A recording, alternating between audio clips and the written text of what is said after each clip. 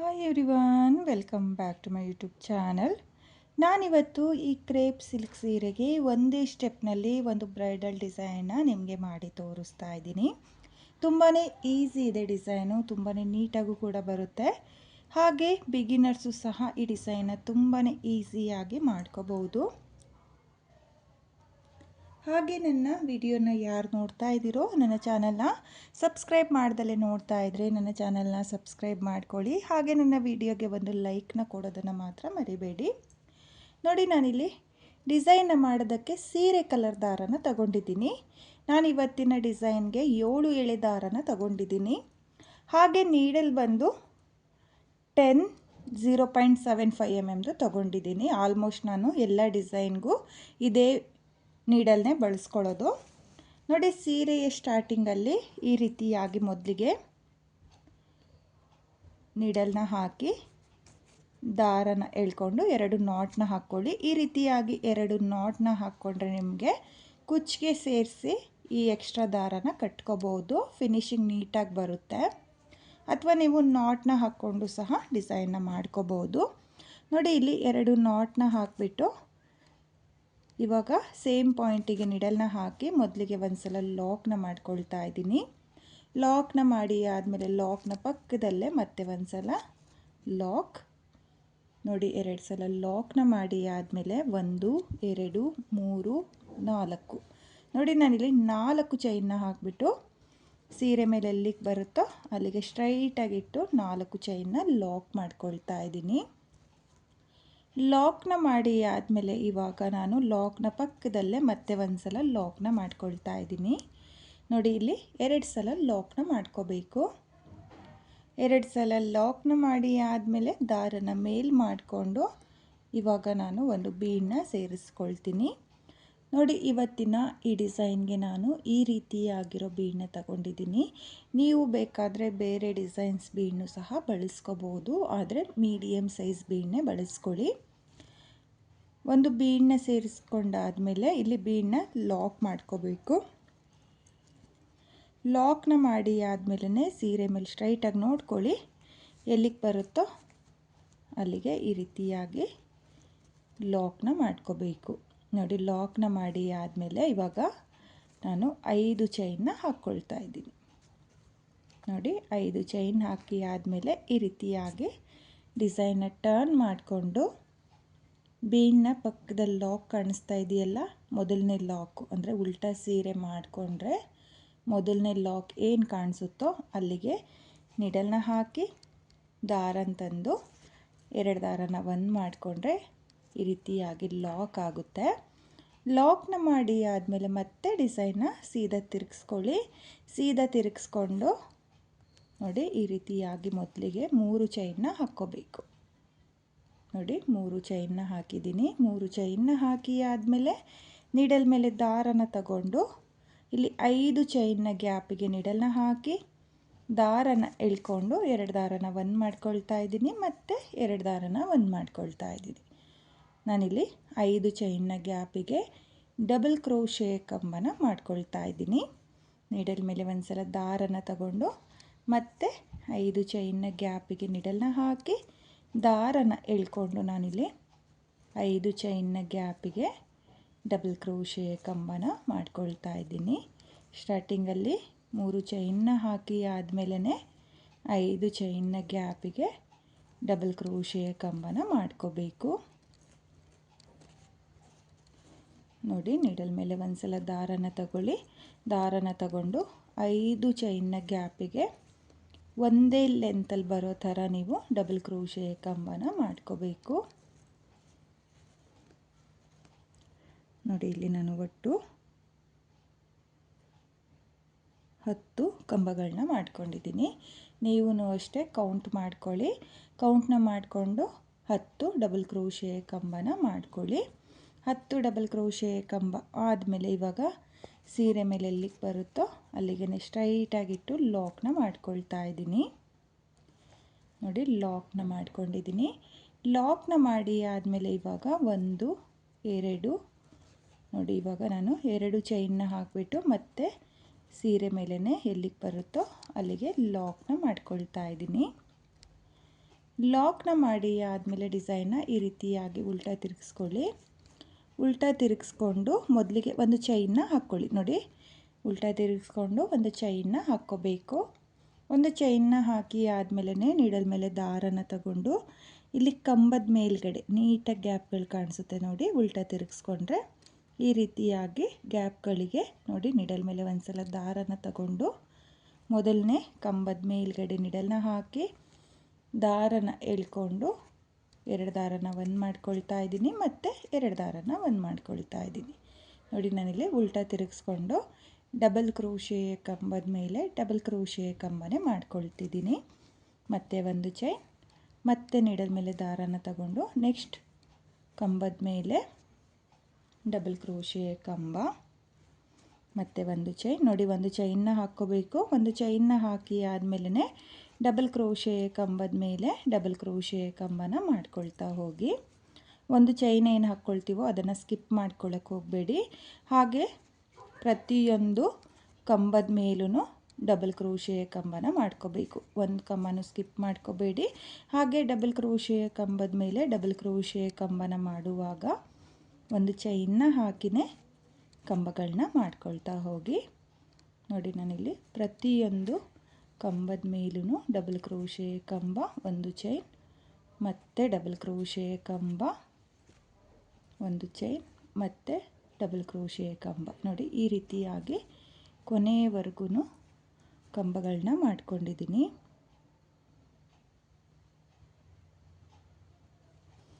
ನೋಡಿ, ಇವಾಗ ಮತ್ತೆ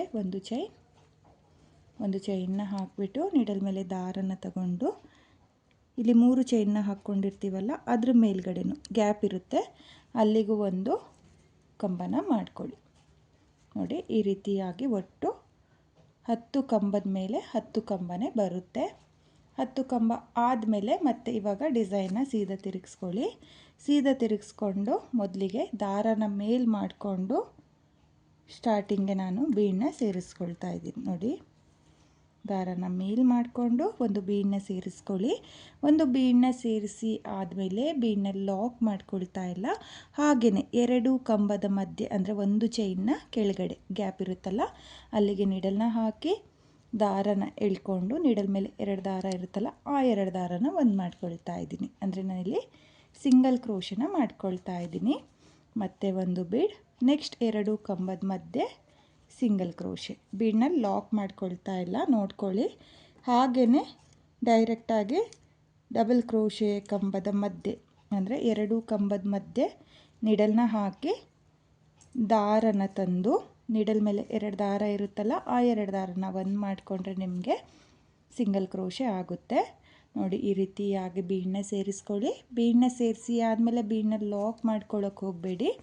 ಹಾಗೆಯೇ 2 ಕಂಬದ ಮಧ್ಯೆ ನೀಡಲ್ನ ಹಾಕಿ ದಾರನ ಎಳ್ಕೊಂಡು ಸಿಂಗಲ್ ಕ್ರೋಶನ ಮಾಡ್ಕೋಬೇಕು. ನೋಡಿ, ಮತ್ತೆ ಬೀಡನ್ನ ಸೇರಿಸ್ಕೊಳ್ತಾ ಇದ್ದೀನಿ. ಮತ್ತು ಒಂದು ಬೀಡ್, ಮತ್ತು ಸಿಂಗಲ್ ಕ್ರೋಶೆ, ಮತ್ತು ಒಂದು ಬೀಡ್, ಮತ್ತು ಸಿಂಗಲ್ ಕ್ರೋಶೆ. ನೋಡಿ, ಈ ರೀತಿಯಾಗಿ ಆರ್ಚ್ ಪೂರ್ತಿ ಅಂದರೆ ಪ್ರತಿಯೊಂದು ಡಬಲ್ ಕ್ರೋಶೆಯ ಮಧ್ಯೆನೂ ಸಿಂಗಲ್ ಕ್ರೋಶನ ಮಾಡ್ಕೋಬೇಕು. ಒಂದು ಸಿಂಗಲ್ ಕ್ರೋಶೆ, ಒಂದು ಬೀಡ್, ಈ ರೀತಿಯಾಗಿ ನೀವು ಆರ್ಚ್ನ ಕಂಪ್ಲೀಟ್ ಮಾಡ್ಕೊಳ್ಳಿ. ನೋಡಿ, ಮತ್ತೆ ಒಂದು ಬೀಡ್, ಕೊನೆಯ ಕಂಬಕ್ಕೆ ಸಿಂಗಲ್ ಕ್ರೋಶೆ. ನೋಡಿ, ಇಲ್ಲಿ ಪ್ರತಿಯೊಂದು ಕಂಬಕ್ಕೂ ಸಿಂಗಲ್ ಕ್ರೋಶನ ಮಾಡ್ಕೊಂಡಿದ್ದೀನಿ. 10 ಬೀಡ್ಗಳೇ ಬರುತ್ತೆ. 10 ಕಂಬನ ಮಾಡಿಕೊಂಡ್ರೆ ಉಲ್ಟಾ ಸೀರೆಗೆ ಏನು ಕಂಬದ ಮೇಲೆ ಕಂಬನ ಮಾಡ್ಕೊಳ್ತೀನೋ ಅದೂ 10 ಬರುತ್ತೆ, ಬೀಡ್ಗಳು ಸಹ 10 ಬರುತ್ತೆ. ನೋಡಿ, ಇವಾಗ ಡೈರೆಕ್ಟಾಗಿ ಸೀರೆ ಮೇಲೆ ಎಲ್ಲಿಗೆ ಬರುತ್ತೋ ನೋಡ್ಕೊಳ್ಳಿ, ಅಲ್ಲಿಗೆ ಲಾಕ್ನ ಮಾಡ್ಕೊಳ್ಳಿ. ಲಾಕ್ನ ಮಾಡಿ ಆದಮೇಲೆ ಮತ್ತೆ ಒಂದು ಸಲ ಲಾಕ್. ನೋಡಿ, ಆರ್ಚ್ ಆದಮೇಲೂ 2 ಸಲ ಲಾಕ್ನ ಮಾಡ್ಕೊಂಡಿದ್ದೀನಿ. ಇವಾಗ 4 ಚೈನ್ನ ಹಾಕ್ಕೋಬೇಕು.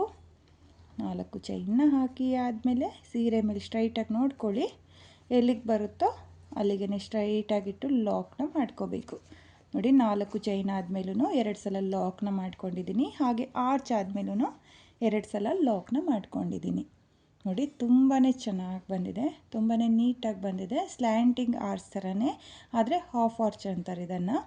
ನೋಡಿ ಅರ್ಧ ಆರ್ಚ್ ಡಿಸೈನ್ ಅಂತಲೇ ಅನ್ಬೋದು. ತುಂಬಾ ಚೆನ್ನಾಗಿ ಬಂದಿದೆ ಆರ್ಚು, ತುಂಬಾ ನೀಟ್ ಫಿನಿಶಿಂಗ್ ಬಂದಿದೆ ಫ್ರೆಂಡ್ಸ್. ಇವಾಗ ಮತ್ತೆ ನಾನು ದಾರನ ಮೇಲ್ ಮಾಡಿಕೊಂಡು ಒಂದು ಬೀಡನ್ನ ಸೇರಿಸ್ಕೊಳ್ತೀನಿ. ನೋಡಿ ಒಂದು ಬೀಡನ್ನ ಸೇರಿಸಿ ಆದಮೇಲೆ ಬೀಡನ್ನ ಲಾಕ್ ಮಾಡ್ಕೋಬೇಕು. ಲಾಕ್ನ ಮಾಡಿ ಆದಮೇಲೆ ಸೀರೆ ಮೇಲೆ ಎಲ್ಲಿಗೆ ಬರುತ್ತೋ ಅಲ್ಲಿಗೆ ಸ್ಟ್ರೈಟಾಗಿಟ್ಟು ಲಾಕ್ನ ಮಾಡ್ಕೊಳ್ಳಿ. ಲಾಕ್ನ ಮಾಡಿ ಆದಮೇಲೆ ಬೀಡನ್ನ ಮೇಲ್ಗಡೆ 5 ಚೈನ್ನ ಹಾಕಿಬಿಟ್ಟು ಸೀರೆನ ಟರ್ನ್ ಮಾಡಿಕೊಂಡು ಬೀಡನ್ನ ಪಕ್ಕದಲ್ಲಿರೋ ಮೊದಲನೇ ಲಾಕಿಗೆ, ನೋಡಿ ಮೊದಲನೇ ಲಾಕಿಗೆ ಲಾಕ್ನ ಮಾಡ್ಕೊಳ್ತಾ ಇದ್ದೀನಿ. ಲಾಕ್ನ ಮಾಡಿ ಆದಮೇಲೆ ಮತ್ತೆ ಡಿಸೈನ್ನ ಸೀದಾ ತಿರುಗಿಸ್ಕೊಂಡು 1 2 3 ನೋಡಿ ನಾನಿಲ್ಲಿ 3 ಚೈನ್ನ ಹಾಕ್ಕೊಂಡಿದ್ದೀನಿ.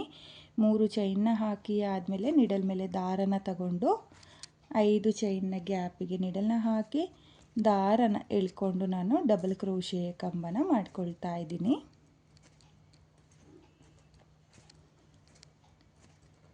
ನೋಡಿ ನಾನಿಲ್ಲಿ 10 ಡಬಲ್ ಕ್ರೋಶೆ ಕಂಬನ ಮಾಡ್ಕೊಳ್ತೀನಿ. ನೀವು ಅಷ್ಟೇ 10 ಡಬಲ್ ಕ್ರೋಶೆ ಕಂಬನೇ ಮಾಡ್ಕೋಬೇಕು. ನಾನಿಲ್ಲಿ ಮೊದಲನೇ ಆರ್ಚಿಗೆ 10 ಕಂಬನ ಮಾಡ್ಕೊಂಡಿದ್ದೀನಿ, ಹಾಗಾಗಿ ಈ ಆರ್ಚಿಗೂ 10 ಕಂಬನೇ ಮಾಡ್ಕೊಂಡಿದ್ದೀನಿ.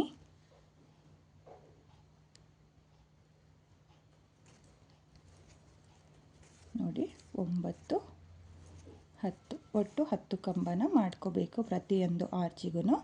10 ಕಂಬ ಆದಮೇಲೆ ಸೀರೆ ಮೇಲೆ ನೋಡ್ಕೊಳ್ಳಿ, ಸ್ಟ್ರೈಟಾಗಿ ಎಲ್ಲಿಗೆ ಬರುತ್ತೋ ಅಲ್ಲಿಗೆ ಲಾಕ್ನ ಮಾಡ್ಕೋಬೇಕು. ಲಾಕ್ನ ಮಾಡಿ ಆದಮೇಲೆ 2 ಚೈನ್, ನೋಡಿ 2 ಚೈನ್ನ ಹಾಕಿ ಮತ್ತು ಸೀರೆ ಮೇಲೆ ಎಲ್ಲಿಗೆ ಬರುತ್ತೋ ಅಲ್ಲಿಗೆ ಸ್ಟ್ರೈಟಾಗಿಟ್ಟು ಲಾಕ್ನ ಮಾಡ್ಕೊಳ್ತಾ ಇದ್ದೀನಿ. ಲಾಕ್ನ ಮಾಡಿ ಆದಮೇಲೆ ಇವಾಗ ಡಿಸೈನ ಟರ್ನ್ ಮಾಡಿಕೊಂಡು ಒಂದು ಚೈನ್ನ ಹಾಕಿ ಆದಮೇಲೆ ನಿಡಲ್ ಮೇಲೆ ದಾರನ ತಗೊಂಡು ಡಬಲ್ ಕ್ರೋಶೆ ಕಂಬದ ಮೇಲೆ ಡಬಲ್ ಕ್ರೋಶೆ ಕಂಬ, ನೋಡಿ ಇಲ್ಲಿ ಒಂದು ಚೈನ್ನ ಹಾಕ್ಕೊಳ್ಳಿ.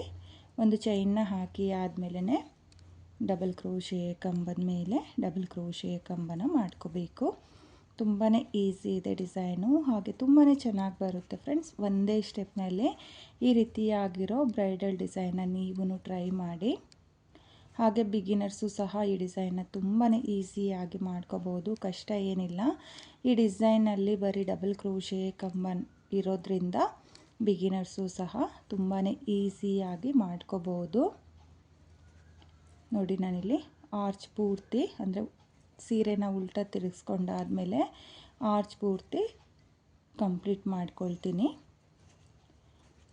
ಕೊನೆಯಲ್ಲಿ 3 ಚೈನ್ ಇರುತ್ತಲ್ಲ ಅದ್ರ ಮೇಲೂ ಒಂದು ಕಂಬನ ಮಾಡ್ಕೋಬೇಕು. ನೋಡಿ ಈ ರೀತಿ ಕಂಬನ ಮಾಡಿಕೊಂಡ್ರೆ ನಿಮಗೆ ಆರ್ಚನ್ ಫಿನಿಶಿಂಗ್ ಬರುತ್ತೆ. ಇವಾಗ ಮತ್ತೆ ಡಿಸೈನ ಟರ್ನ್ ಮಾಡ್ಕೊಳ್ಳಿ. ಟರ್ನ್ ಮಾಡಿಕೊಂಡು ದಾರನ ಮೇಲ್ ಮಾಡಿಕೊಂಡು ಇವಾಗ ಬೀಡನ್ನ ಸೇರಿಸ್ಕೊಳ್ತಾ ಇದ್ದೀನಿ. ನೋಡಿ ಒಂದು ಬೀಡನ್ನ ಹಾಕಿ ಆದಮೇಲೆ 2 ಕಂಬದ ಮಧ್ಯೆ ಒಂದು ಸಿಂಗಲ್ ಕ್ರೋಶೆ, ಮತ್ತು ಒಂದು ಬೀಡ್, ಮತ್ತು ಸಿಂಗಲ್ ಕ್ರೋಶೆ.